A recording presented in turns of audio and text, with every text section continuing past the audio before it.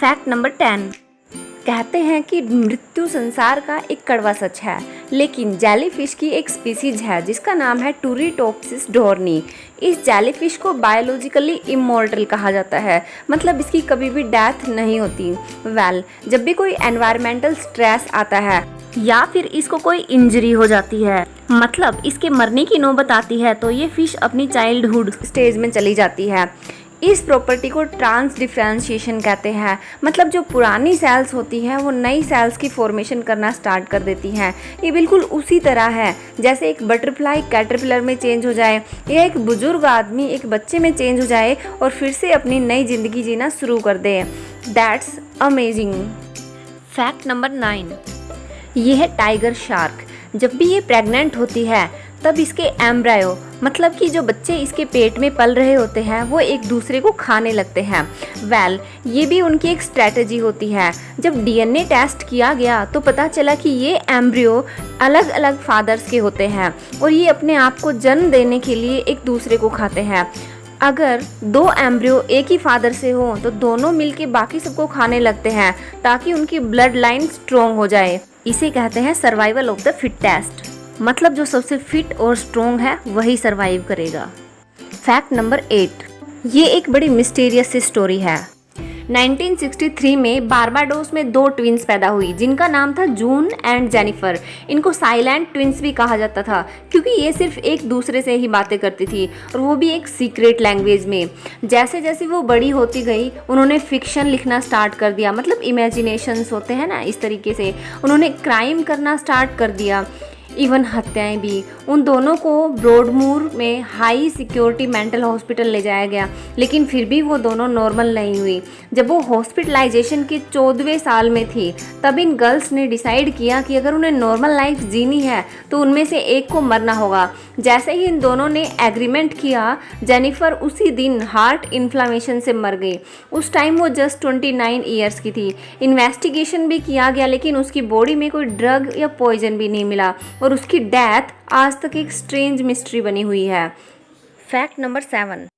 Normally हम सबके blood का कलर रेड होता है, जो कि हमारे ब्लड में पाए जाने वाले एक पिगमेंट हीमोग्लोबिन की वजह से होता है।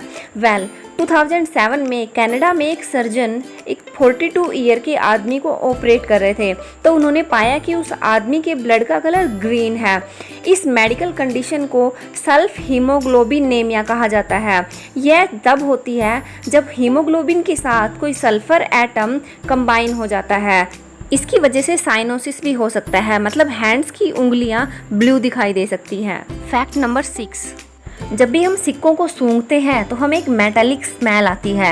एक्चुअली ये स्मेल उन कॉइन्स की नहीं होती, हमारे बॉडी ऑयल्स की होती है। कॉइन्स के अंदर आयरन और कॉपर होता है और आयरन और कॉपर की प्रेजेंस में हमारे बॉडी ऑयल्स में ब्रेक डाउन होता है और हमें स्मेल आती है। इसका मतलब स्मेल कॉइन्स में नहीं, हमारी बॉडी में है। Fact number 5।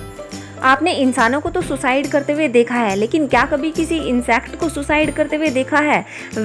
कोलोबोप्सिस सौंडरसी चींटियों की वो स्पीसीज है जो अपनी कम्युनिटी को बचाने के लिए सुसाइड कमिट करती है, क्योंकि कुछ प्रीडेटर्स मतलब शिकारियों पर इनका स्टिंग मतलब डंक इनफ नहीं होता, तो इनके अंदर सुसाइड की कैपेबिलिटी डेवलप हो गई।